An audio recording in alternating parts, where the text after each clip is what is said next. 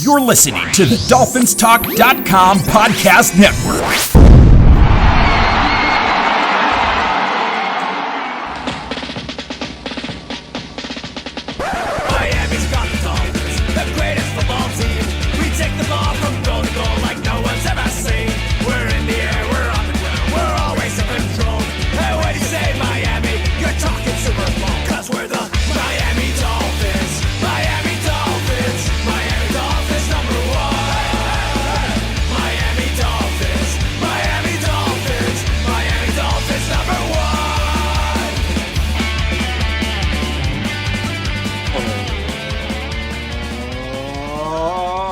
Fuck the Jets, fuck the Jets, fuck the fucking Jets, fuck the Jets, fuck the Jets, fuck the fucking Jets, fuck the Jets, fuck the Jets, fuck the fucking Jets, fuck the Jets, fuck the Jets, fuck the Jets, fuck the Jets.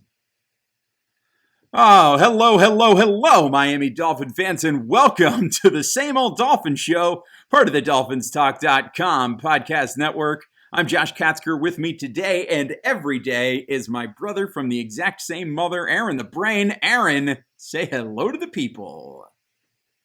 Hello to the people. Brain, I am thankful for the New York Jets because, listen, I'm thankful that they're 0-10. I'm thankful that their organization is a mess right now. I'm thankful that Adam Gase is there and not on our sideline. I am very, very thankful that there is another team in the AFC East that can just take all of the stank and put it on them. And that team right now is the New York Jets. And it's Jets week. It's our second time through to play the Jets. And we're going to talk about that today, talk about what the Dolphins need to do to get a big bounce-back win against the Jets and get back on the right track here as we head down the final stretch of this 2020 regular season. Hopefully the Dolphins can make a little push for the playoffs here because they're certainly looking to be in the mix as we come down the stretch. But before we do that, Brain, I got to ask you, how was your Thanksgiving? It was good. I mean, it was obviously, like so many things in 2020, it was weird. It was not your normal Thanksgiving in that it was just the immediate family and not a group of about 15 to 20.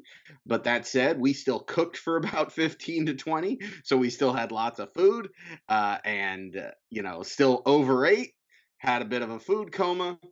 Let that go. Let that subside a little bit, ate a little bit more, and then woke up this morning and ate a little bit more. So in that respect, it was very much like every other Thanksgiving, and ultimately in a year that's been so trying, just thankful to even be able to have some semblance of Thanksgiving was really good. That's awesome. Super glad to hear that. My family is having our Thanksgiving, actually, as we record this on Friday evening. We're going to have ours tomorrow on Saturday. We have a pod with another family that we spend our time with, but we consider them part of our household. And they're both teachers, and one of them had a student who had tested positive. We don't think there was any interaction between the teacher and the student during the contagious period, but they went ahead and got tested just in case. And so we were sort of waiting for the results of their tests to come in before we got together. Their tests have come back. They were negative. So we're going to go ahead and have our Thanksgiving on Saturday. So that's pretty exciting. But either way, we had a very relaxing Thursday. We watched a couple of just absolute dog shit football games. And, and then also watched the dog show, which was a little bit better on this particular Thanksgiving, watching the dog show. But anyway, that's neither here nor there. I think we should get into what the Dolphins need to do as they head into this matchup with the New York Jets. But before we do that, a reminder to everybody, if you're not doing so already, to make sure you're following us on the Twitter machine.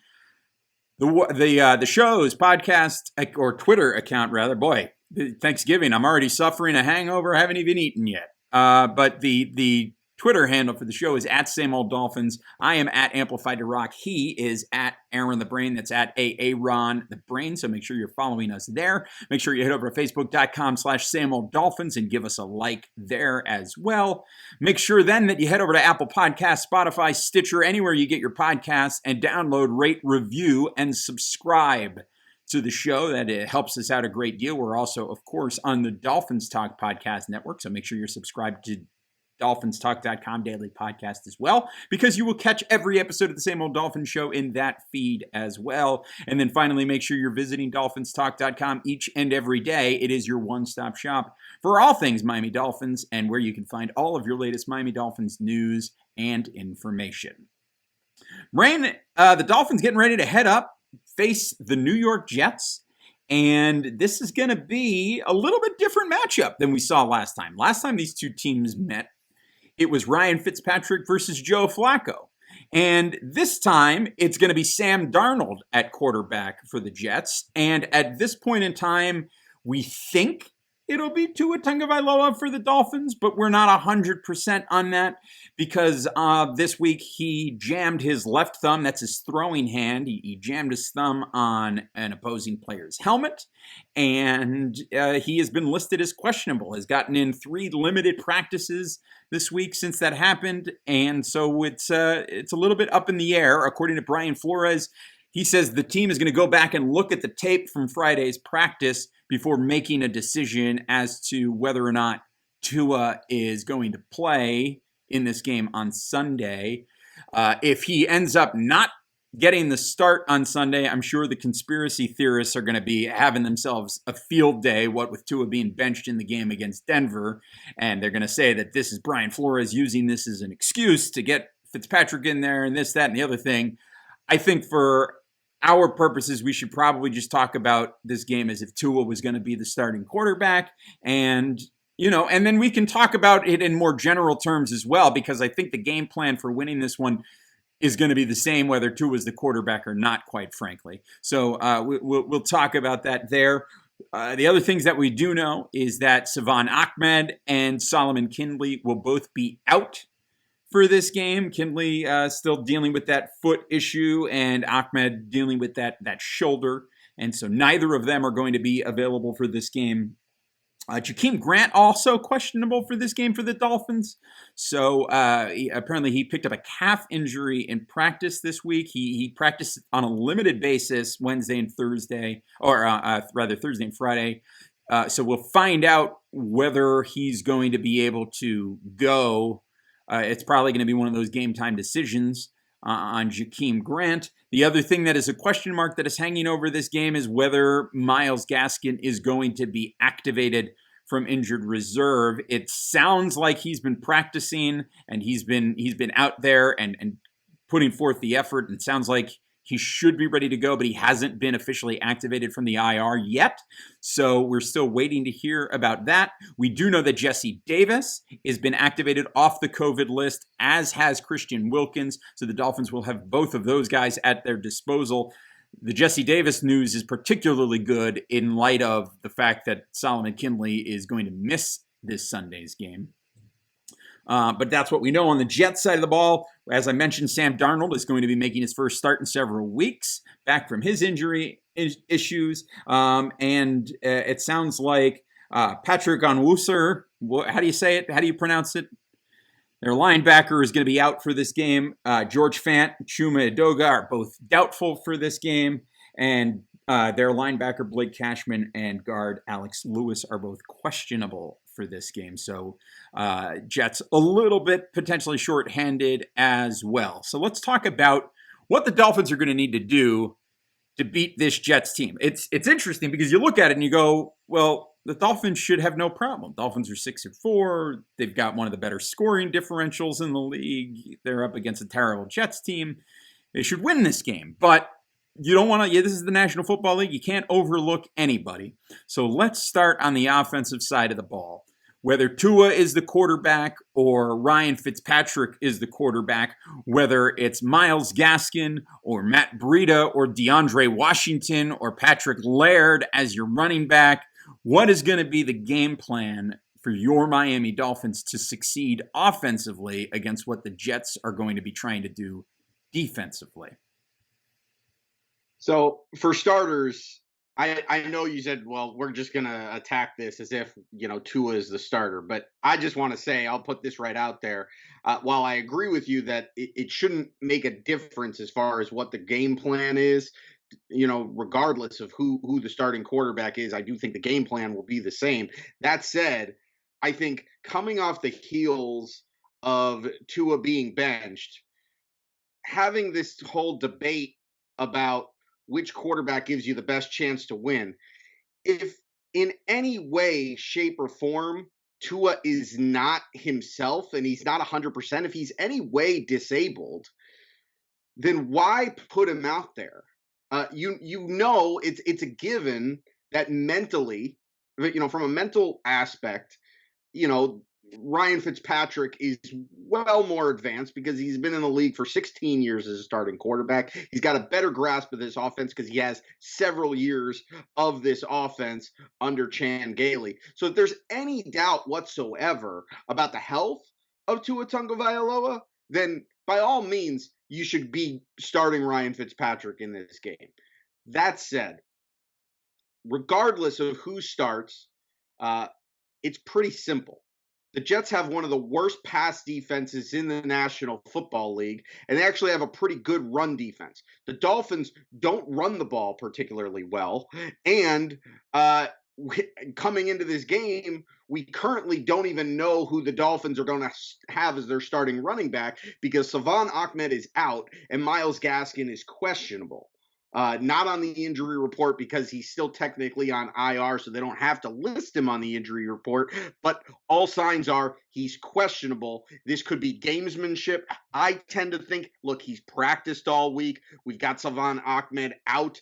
I think Myles Gaskin is going to play. But I don't know that. My guess is as good as yours. And if it's not Myles Gaskin, it's Patrick Laird, DeAndre Washington, and Matt Breida, which doesn't inspire a lot of confidence against anybody, let alone a Jets defense that is top 5 in the league in opponents' yards per rushing attempt. So I think it's pretty obvious that the game plan needs to be to throw the ball early, to set up the run with the pass, to move the ball with the pass and keep the Jets honest by mixing in the run.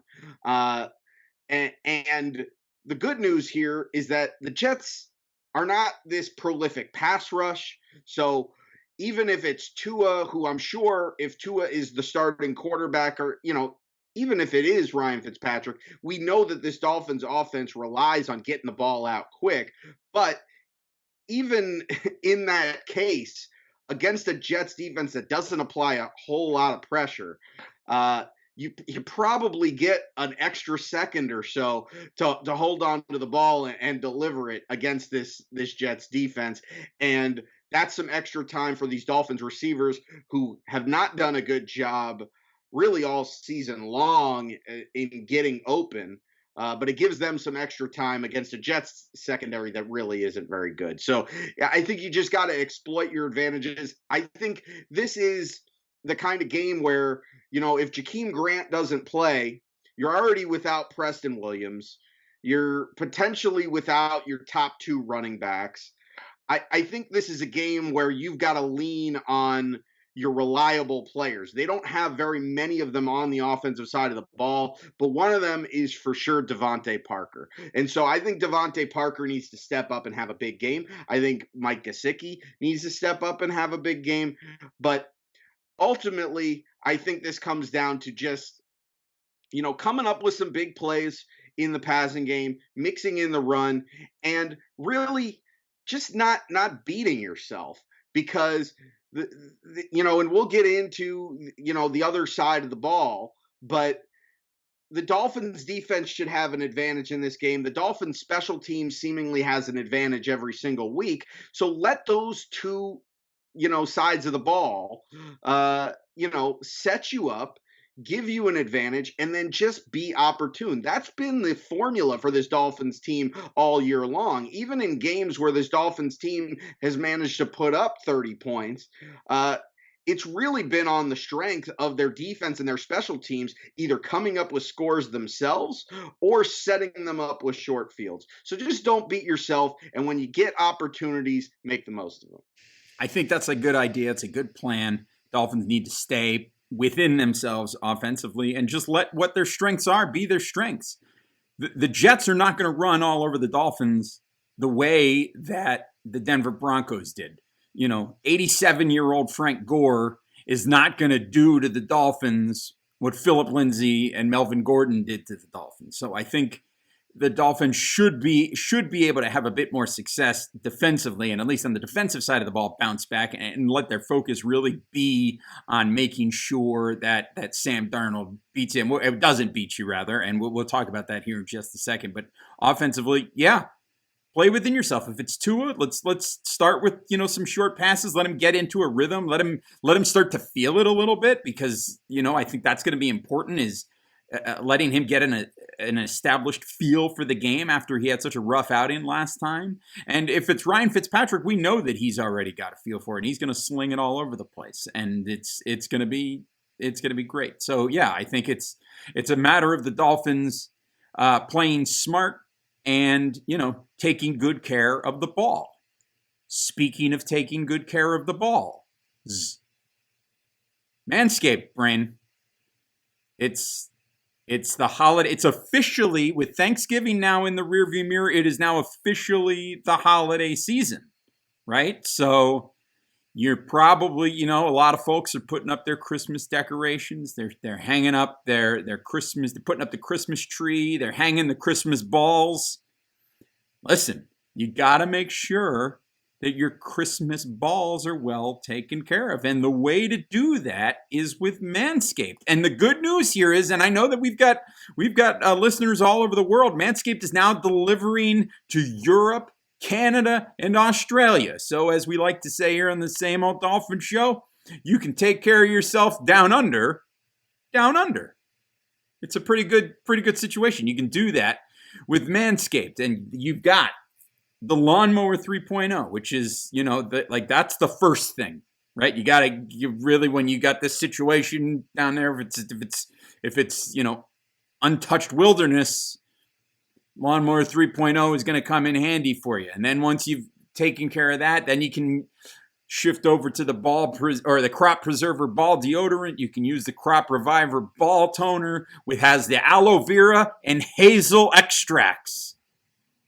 Hazel extract. I know, Brain, you're partial to the hazel extracts.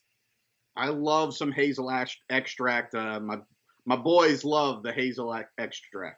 Yeah, I mean it's a well-known fact. You got the Crop Cleanser Body Wash to take care of yourself all over. If you find yourself in need of an emergency situation, you're outside of the house, and an opportunity presents itself. Well, the Crop Mop Ball Wipes are portable. You can take them with you. You get your foot duster, foot deodorant, the Shears 2.0 to take care of your finger and toenails. You got the Weed Whacker for the nose and for your nose and ear hair. And I can tell you that my father-in-law just purchased the Weed Whacker to take care of his nose and ear hair. So that's good, So I will let you know what his thoughts were on that as soon as it arrives. But I can tell you that Mike at Dolphins Talk, Mike from right here from Dolphins Talk, he loves the Weed Whacker. He swears by it up and down. So you can trust Mike when it comes to that. And listen, all of these different sprays and body washes that you get from Manscaped, they're all vegan, cruelty-free, dye-free, sulfate-free, paraben-free. I don't even know what a paraben is, but it's paraben-free. So all these products are legit, right? And here's the good news. It's Black Friday as we're recording this. So if you go to manscaped.com, you pick out the items that you want, you put them in your cart, you go to checkout, and you use the promo code DolphinsTalk. Normally, you save 20%. But for a limited time, you can save 25% off of your order at Dolphins Talk or at manscaped.com with the promo code Dolphins Talk. This is a pretty big deal.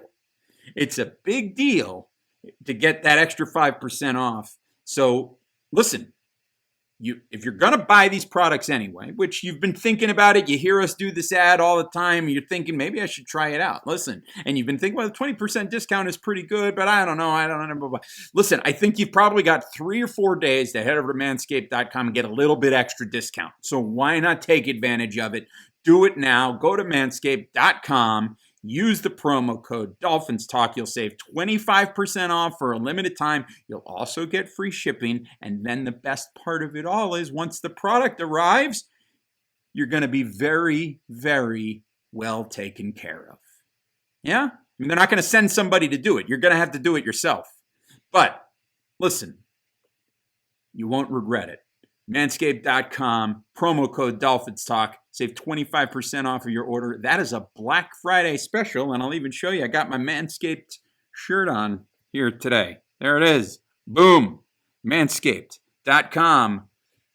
Your balls will thank you. Now, on the other side of the ball, when the Jets have it, it's safe to assume their offense is going to look a little bit different with Sam Darnold at the helm.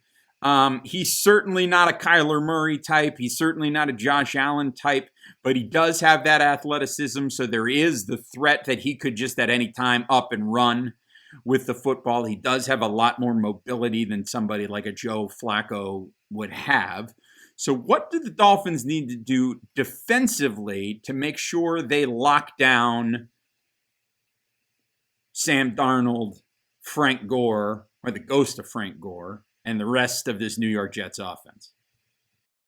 Well, here's the thing. Look, Sam Darnold, certainly highly touted coming out of USC a few years ago, so much so that the Jets drafted him, 4th overall? I think he was the second quarterback taken in that draft behind just Baker Mayfield, and drafted ahead of both Josh Allen and Josh Rosen in what was a really highly touted quarterback class. And, you know, he's been pretty much a disappointment thus far in his career. He's battled some injuries. And, yeah, he's got some advantages from an athletic standpoint over Joe Flacco. But at the same time, he's not going to be mistaken for Kyler Murray or anything. And quite frankly, I'm not sure that the Jets don't take a step back. When you look at the numbers, I mean, look, neither of them have gotten a win, but the Jets the last couple of weeks have had their 2 best offensive performances of the season and have lost. You know, last week's game, I think, wasn't as close necessarily as the score indicated, but the week before, a very competitive game against the New England Patriots. And Joe Flacco played well in both of those games. And in fact, in 4 starts this year, Joe Flacco has 6 touchdowns to 3 interceptions. Sam Darnold in 6 starts this year has 3 touchdowns to 6 interceptions. So certainly Sam Darnold is and this is not just based on the small sample size of this year, but this is really his entire pro career to this point. And in fact, you can go back at his college career. He's a gunslinger that isn't afraid to take risks, and he will turn the ball over. That is just part of his game. So is he a guy that maybe, you have to game plan a little bit for his ability to move outside of the pocket? Yeah, a little bit, but it's not so much that you got to keep a spy on him or that you really have to worry about him going off for like 80 yards. I know he did have a game, one of his games this year was a Thursday night game where I think he took off and he had like a 50-yard touchdown run. But I mean, those are few and far between. That's not something that Sam Darnold is going to do most weeks. Ultimately, I think you've got a better opportunity to get turnovers, to force mistakes with a guy like Sam Darnold back there than you do with Joe Flacco. So I think there's going to be opportunities. And the fact that the Jets are dealing with injuries on the offensive line, their 2 starting tackles, Chuma Edoga and George Fant, both doubtful for this game. Look, that means, Emmanuel Ogbah, Andrew Van Ginkel, Shaq Lawson, the return of Christian Wilkins. These guys should have plenty of opportunities to put pressure on Sam Darnold. And we might be able to do it without even blitzing a vast majority of the time. So we might be able to do it without those zero blitzes, which I'm sure we're going to bring. But we might be able to mix it up a little bit more, play a little bit of zone. Ultimately, there's two things that you got to do against this Jets offense. I mean, aside from putting pressure on Sam Darnold to force mistakes, the big thing is, first and foremost, you got to stop the run. They're not some high-powered rushing attack. You were saying, they're not going to run on us the way that Denver ran on us. That's probably true. Frank Gore is not, Frank Gore is a 3.5 to 4 yard a carry machine. He's great at what he does, but, at this point in his career, he's not a guy that's, going to be a game breaker. LaMichael Pirine has a little bit more explosiveness, but he's nothing special. And frankly, this offensive line really doesn't compare to. He's also Denver on IR and not going to play in this game. So who's their backup running back? I don't even know. Let me see if I can get the producer on that. We're bad at this. Is it who they got? Who they got?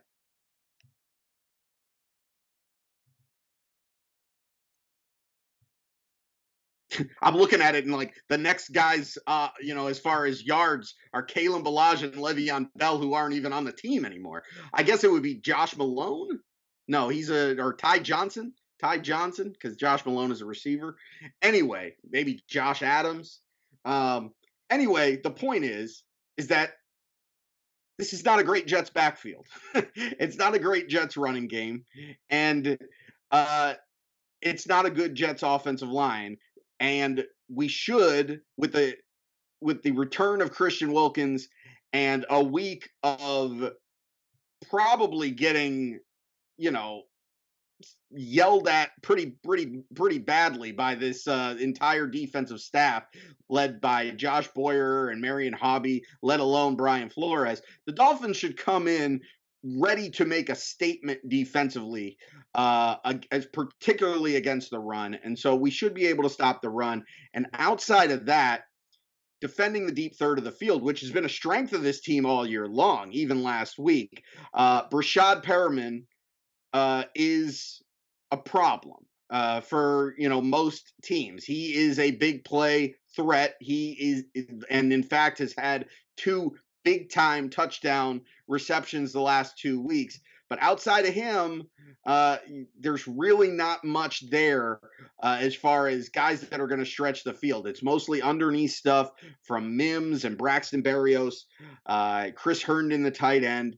And the Dolphins secondary, even last week, was really good. And so we are well equipped to stop this Jets passing attack, especially if we're putting pressure on Sam Darnold. Really, all you got to do, you got to get them in the long down and distances. You just got to stop the run. Stop the run. Don't allow the cheap big plays. And this Jets offense will not beat you. This is not a Jets offense that is going to beat you consistently driving down the field 10-plus play drives. Just don't give up the big plays. Don't hurt yourself with stupid penalties. And just stop the run, and you're going to be fine because it's just not a good Jets offense. Yeah, I mean, you've said it there. I mean, the other key, it's just get pressure on that quarterback. Get pressure on that quarterback and figure out a way, find that place on the offensive line where you can attack that isn't Mekhi Becton, and you're going to be all right. And I think you're going to get home. I think we're going to see the Dolphins get home a lot more than they did last week against Denver. And the addition of Christian Wilkins obviously is going to be very helpful in that regard. So let's see here. We've got some breaking news here on the podcast on a Friday night as we're recording here. It doesn't have to do directly with this particular game, but basically from Tom Pelissero, he is reporting that the NFL informed clubs that all in-person team activities will be prohibited this coming Monday and Tuesday, a mitigation measure in light of rising COVID-19 positivity rates across the country and many players and staff having guests for Thanksgiving. The ban does not include games that are scheduled on Monday or Tuesday nights. So those teams are unaffected. As he goes on to say, most teams don't typically practice on Mondays or Tuesdays, so players aren't in the building as much anyway. He said everyone is still tested every day, and based on the incubation period, keeping the facilities closed on those days could prevent many new infections entering the building over the holiday. So that's sort of a mitigation effort that the NFL is putting in place. And this news comes on the heels of course, finding out that the game that was originally scheduled for Thursday night between the Baltimore Ravens and the Pittsburgh Steelers was pushed to Sunday because of an outbreak of COVID-19 cases in the Baltimore organization.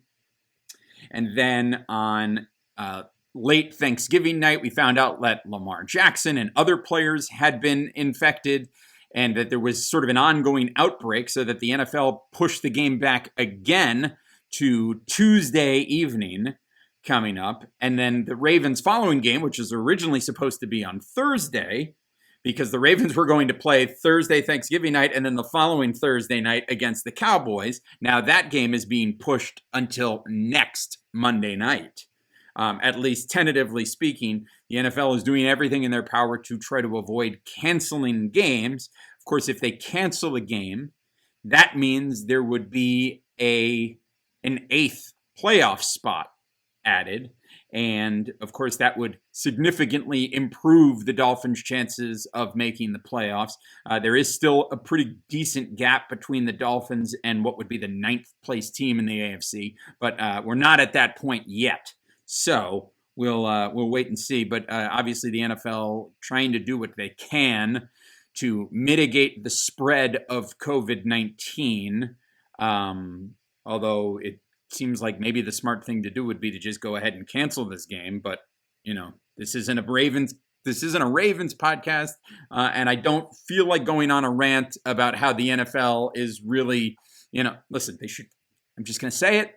The NFL should be canceling this game. It should be a forfeit because we know it has been reported and confirmed that the Ravens have suspended their strength and conditioning coach for failing to follow the COVID-19 guidelines. He wasn't using the contact tracing bracelet gimmick that they're wearing. He did not report when he had symptoms, and he came into the facility anyway. So this was the guy that spread the virus among his teammates. And now they've got this outbreak in Baltimore. And instead of just saying, well, you guys screwed up, your organization screwed up, they are bending over backwards to do everything in their power to make the game happen, even though if the game happens, the Ravens are going to be without 2 of their top running backs and now their quarterback, their starting quarterback. So they're going to be significantly weakened. I just feel like it's right there. Just cancel the game. Just cancel it. But that's a conversation for another time because we've got hot takes that we need to share with everybody. Every week we ask our listeners to share #1HotTake about this Sunday's game, and the listeners never disappoint. They always deliver. And let's get into it. A little bit of a different feel in the hot takes this week. And let's see if you can pick up on that a little bit as we go through. And the first hot take comes from at Minka's mom, Big Fax Man. The take there, Finn's taking L. Man. Let's see. Kyle Cartwright at K Cartwright 77 says Tua passes for 3 and runs for 2. I hope he is referring to touchdowns as opposed to yards. Let's see. At Danny Leon 66 says Ryan Fitzpatrick starts because of Tua's thumb injury.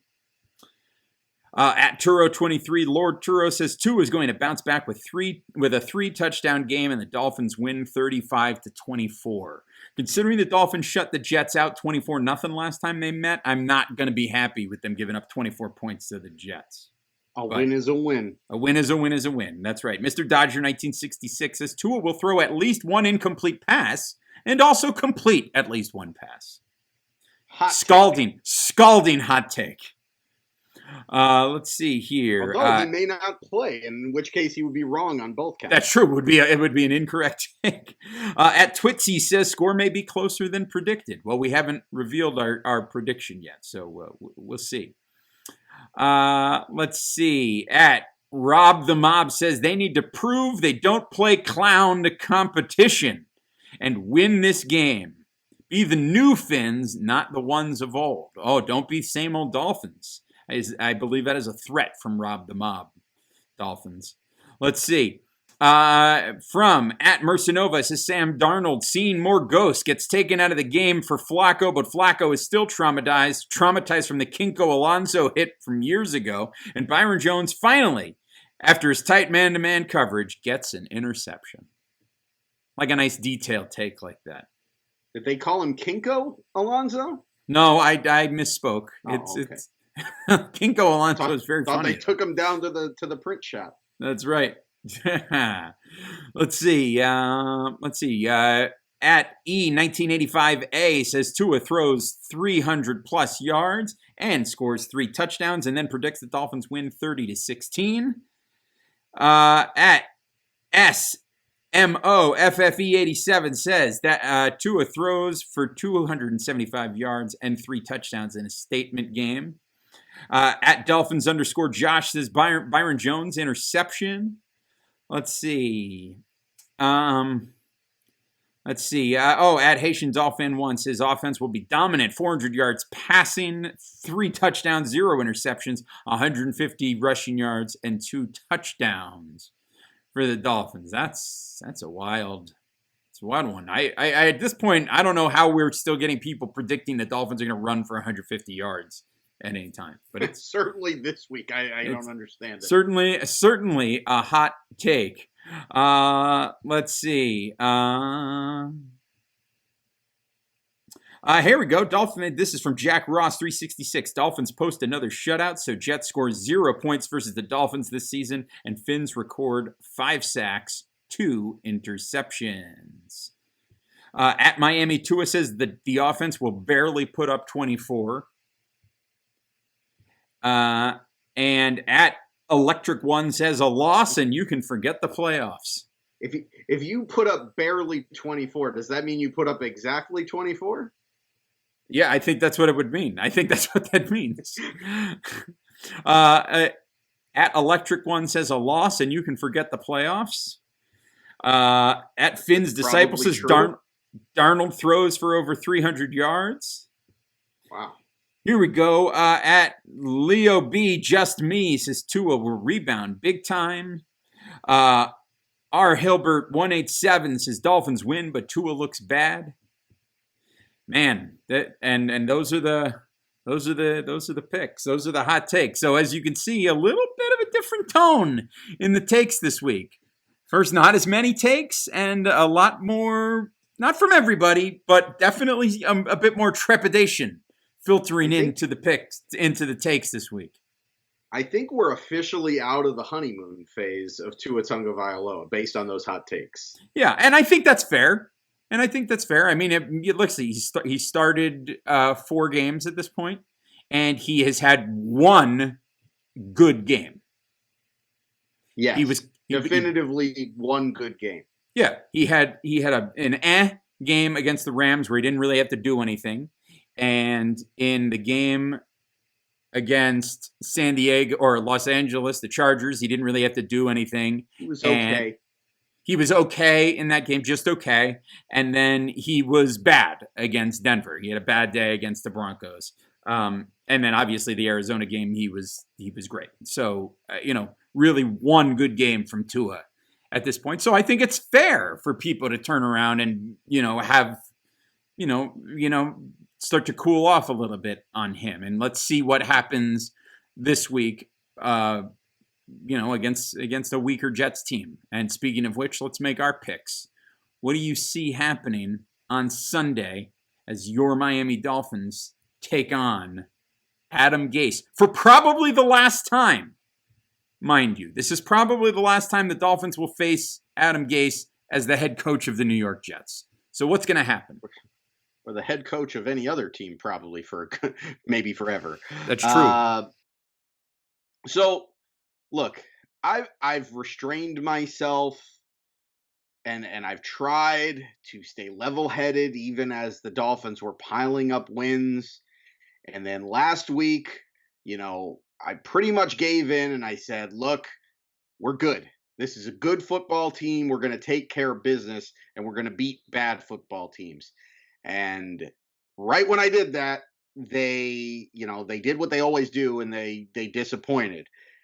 So I'm not without some trepidation here, but I'm going to double down. I still believe this is a good football team. I don't think it's a great football team, but I think this is a good football team. And the Jets are a really bad football team, and there's no way around that. And the Jets are banged up. The Dolphins aren't without injuries, but honestly, the Dolphins are in better shape injury-wise than the New York Jets are. And a team as bad as the Jets needs to be healthy, and they need to find advantages somewhere. And I just don't see it for the Jets, especially when they have the ball. So I think the Dolphins defense, who did not have a good game last week. And so I'm sure, look, they took a lot of brunt of the criticism, although not nearly as much as the offense, but they still took their fair share of criticism because this inability to stop the run is not a new thing this year. But it finally cost them for the first time in, basically since week 2 of the season. Their inability to stop the run really cost them a game.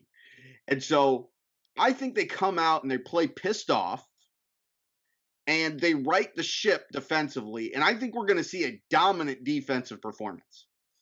Special teams wise, I think it's going to be very interesting if Jakeem Grant does not play, because then what we will likely see is Noah Igbenogany returning kickoffs. I'm not sure if he will also be returning punts or if they'll go a different route there, whether it's a Lynn Bowden or somebody else. But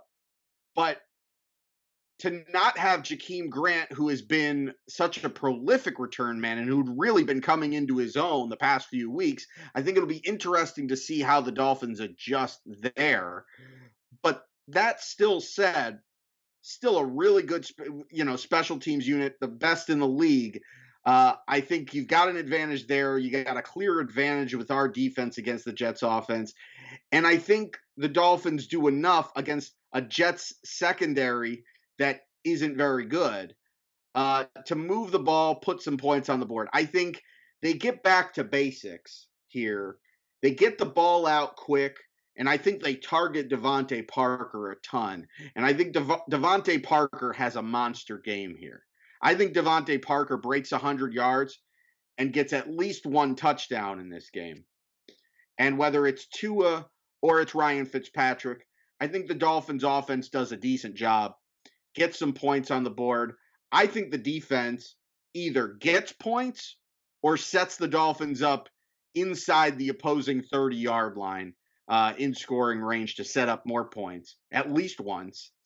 And I think the Dolphins get up to a big lead, and I think they cruise. I think it's going to be the kind of game where it might not always be pretty, and you might come out of it and still be kind of frustrated with an inability to run the football and not feel great about where this offense is in general.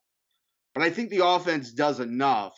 And once you get staked to a big lead with the defense and the special teams kind of taking care of the rest, I think the Dolphins cruise.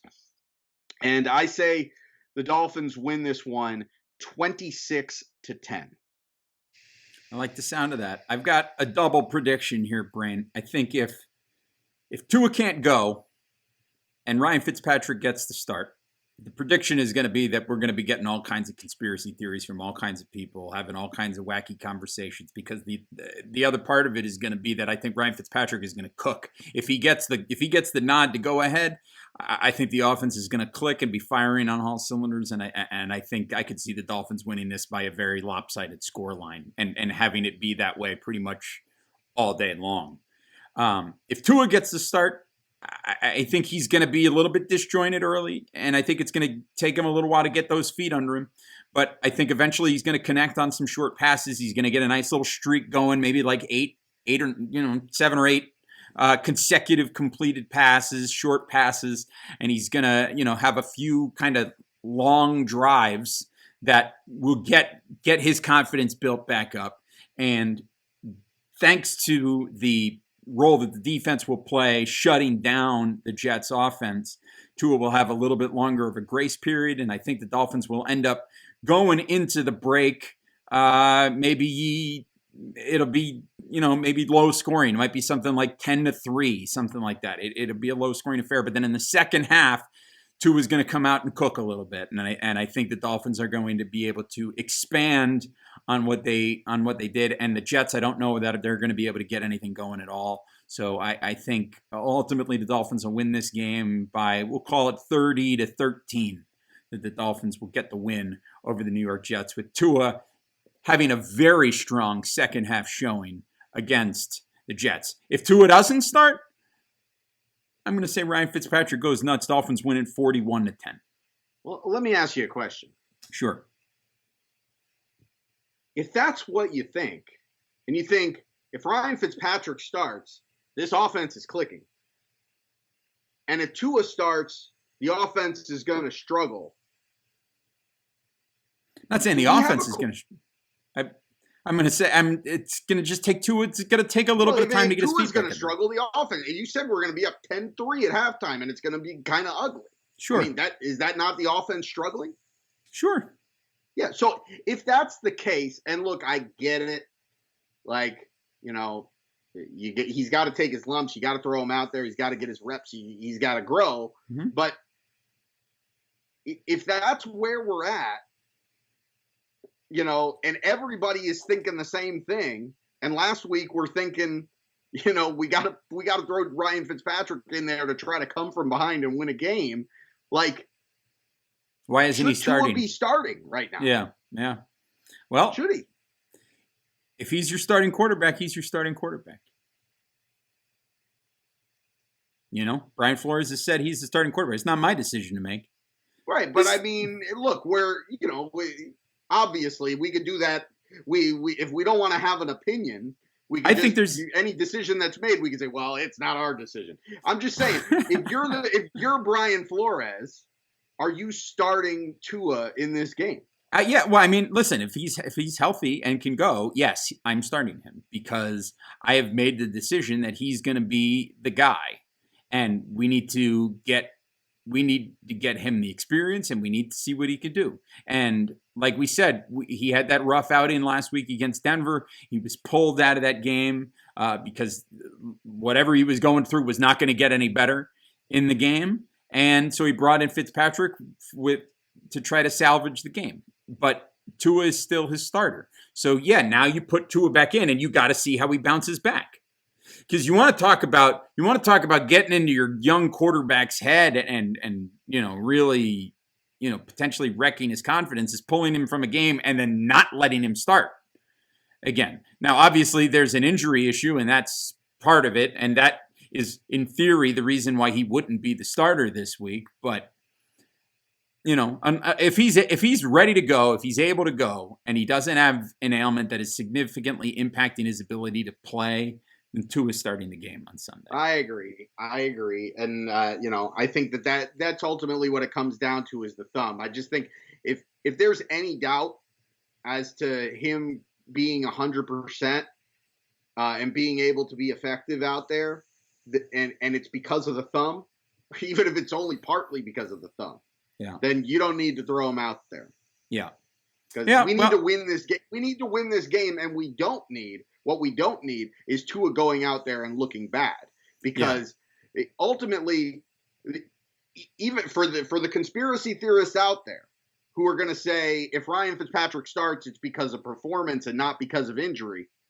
Well, the last thing that you want to do is throw Tua in there and have him perform poorly, because then you got a full-blown quarterback controversy on your hands. Right now, you've got the excuse of the thumb.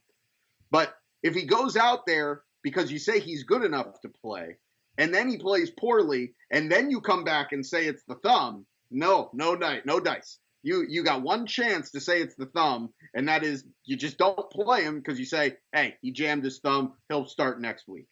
So I agree with you. I think if he's healthy, you play him, and if you play him, there's no excuses.